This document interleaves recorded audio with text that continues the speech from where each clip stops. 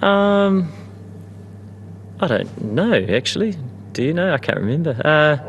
It's usually starts off, naturally a bit damp, I suppose. Day one, green. It was a slightly different tinge of green. It was not quite as lush, but yeah, pretty similar. Maybe a fraction drier. So, but a good fair surface, I think. And like I say, it'll just be dependent, as the game goes on, how the pitch sort of develops and what's required to try and do the job. How did you rate Tom's performance with the band? It seemed like there's just lots of intentions there and really set a tone. Yeah, got us off to a really nice start. He's probably the one guy that had rhythm out there for a period of time. And having said that, I suppose early on you are trying to find that fuller length to bring in more modes of dismissal, and he capitalised on some of those fuller deliveries, and then ultimately I suppose you're always going to get asked questions, and that's what happens batting first in Test cricket, and certainly in this country. So yeah, a really nice positive start for the team, and then I think the contributions and little partnerships throughout were really important to us getting to where we are today. But like I say, you just keep looking forward, and it's about what we do tomorrow now, and trying to get a few more runs with the bat. Can you got a pretty good record of getting through the 90s? You just got, I guess, on the attack and looking to be just positive when you go like that. Just a bit of a cut shot, and it sat in the wicket, and for me, just sticking to my plan, and that's what I try and do all the time, and the runs are the team's runs, so whether it's that or more or a lot more is obviously the desired result. It is what it is, and I suppose on a surface like that you ride a bit of luck as well, and played and missed a bit. That's sort of the nature of the beast, but ultimately it's trying to make a bigger contribution for the team as much as you can, and I thought we saw that in smaller ways throughout. Depending on the surface, obviously it changes, and there were some really good contributions from a number of players. Were you particularly hungry to get a score and get boosted because you had to sit and watch that incredible series play out and sort of not get to play a part in it? You always want to, whether it's whether you've played a few or not, that desire's there to try and add value to the team in whatever way you can, and make a contribution. So, that's always the focus for me. But like you mentioned, that was an incredible series, remarkable in so many ways. The style of cricket that the guys played, it was brave, and you do have to take risks there in conditions that are really quite challenging, and the number of contributions throughout from everybody throughout that sort of month-long tour were outstanding, and they weren't hundreds, and they were maybe 10-fers and 12-fers with the ball, but they were all really, really valuable, whether it was 40 or 35, and the options that they were taking. So yeah, it was pretty special to watch.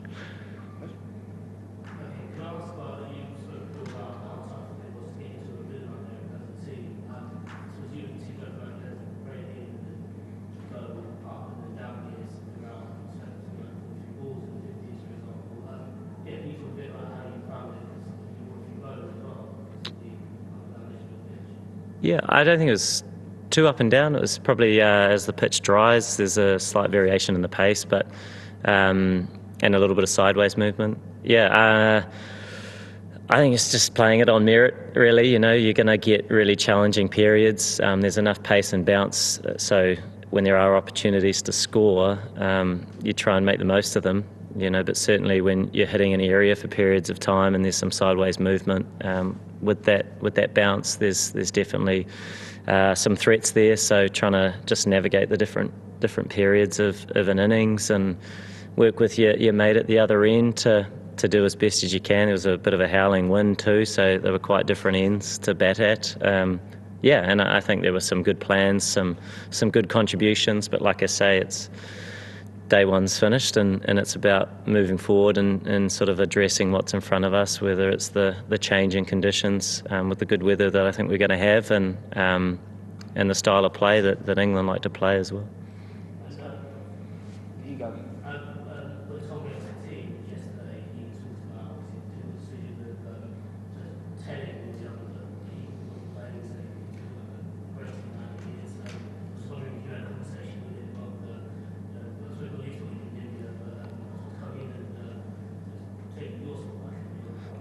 Yeah, I don't know if anybody has a spot. It's about representing the team as well as you can, and we saw that from Will, not just in India but Sri Lanka as well, and all the time that he's been in the team. And I think it's a fantastic thing to have some batting depth there, and I know Will well, and we often chat, and his game is world class, and we saw that the way he adjusted to some tough conditions, and the contributions he made. So he was really good, and he knows where his game's at, and he loves the team, and so it's just one of those situations really, but in a lot of ways a blessing for the team to have as well, some of those tough decisions. Kane, there was a small flurry of wickets in the final session. Can you talk to us about the importance of someone like Kane coming in at 7 and being able to push the scoreboard but also back the tail? Yeah, absolutely. Runs are very valuable, certainly on surfaces that are fair for both sides, where there's a little bit of movement. You put the ball in the right area, you get some rewards, and like you mentioned, there were some wickets in that last session, and I think that's a part of it. But the way that Glenn goes out and play, and the lower order are more inclined to play a few shots and take the game on a bit, which is great. So hopefully we can do a bit more of that tomorrow, and then have an opportunity with the ball.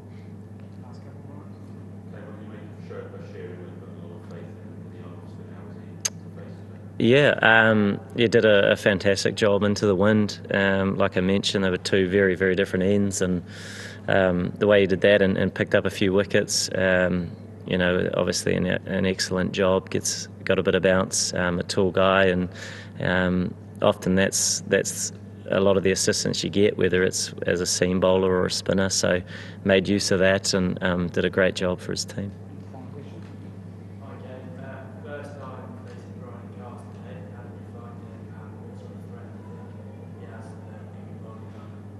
Yeah, nice bowler, bowls heavy and really good skills too. Actually, got the ball to shape away, and in fact they're so used to that, with the conditions that they have back home, with the skill sets that they possess, whether that's using the 3/4 ball and getting that seam both ways, or getting a bit of shape and presenting the seam. So I think all of their bowlers did that, and they know how to do that very well, and and they all come in and bowl with really good energy, and he certainly did that too. So it was good, a good tough day of Test cricket.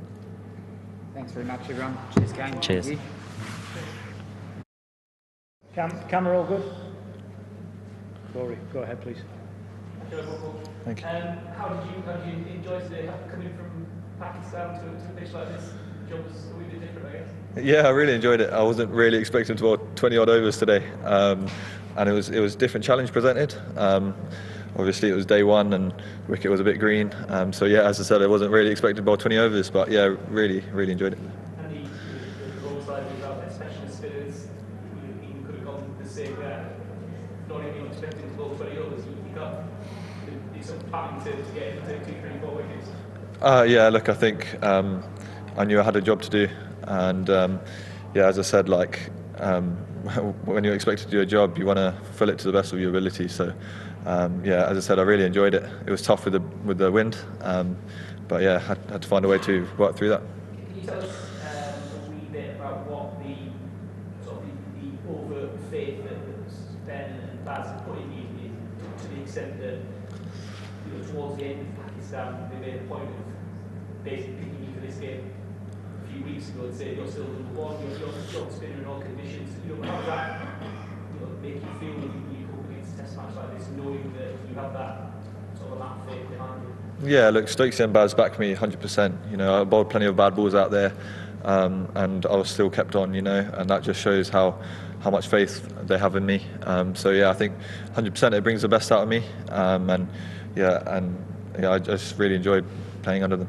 And looking at some of the stats, looked where you were at the start of the year in India, coming in as an extra player in the squad, you bowled more balls than anyone in Test cricket in 2024. You can't imagine that would be something that you would say at the start of the year. Yeah, 100%. You know, 2 years ago I didn't have a county, and now I'm just very, very thankful for what's happened over the last year.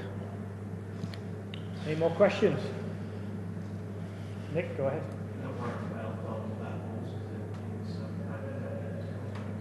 Sorry, I didn't catch you.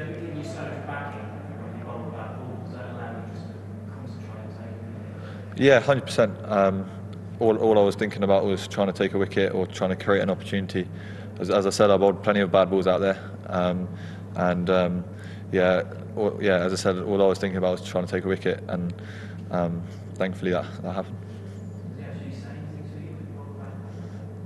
Not really. Just looks at me and smiles, and it just even that just gives me so much belief that I know that I can bowl my best ball whenever, you know. Yeah, Chris, and then Lawrence. I just wondered, how much do you feel like you've developed as a bowler since you made your debut in India?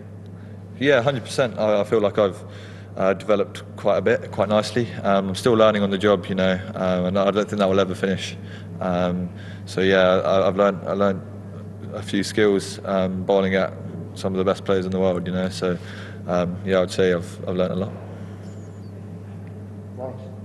How did you feel you bowled against sense at the end of those 3 tests? Yeah, look, I feel I wouldn't say I was disappointed, but I was maybe a bit frustrated on wickets that I've not really bowled on before. But overall, like as I said, I'm learning on the job, and I'm still trying to. I'm not perfect, you know. I felt like I could have bowled a lot better, and every day I feel like I can bowl a lot better. So yeah, just reflecting on that tour, it was a tough tour, but as I said, I really enjoyed it.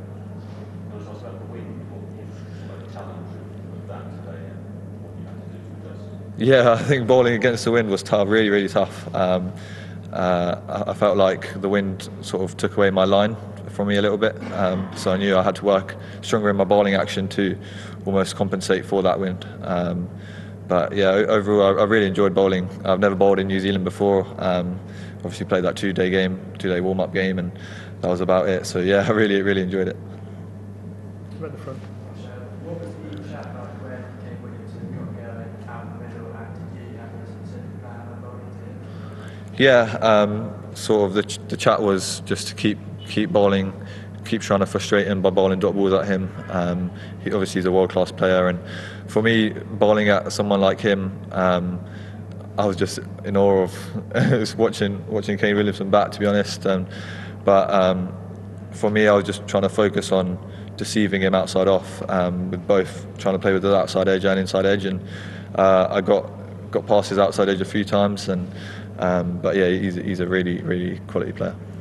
Vish, last one, please. Williamson made, one team was a kind of 3-quarter straight-ish deal. Was that basically to come off that shot he had, so he played that? Yeah, I sort of felt like if I block that off, I might be able to get a caught and bowled with one that, if it does turn, not saying that I was expecting it to turn, but if it did turn, I thought if I cut that off, I might get one hit back at me. And you know, it's about playing the game. It's like a game of chess, you know.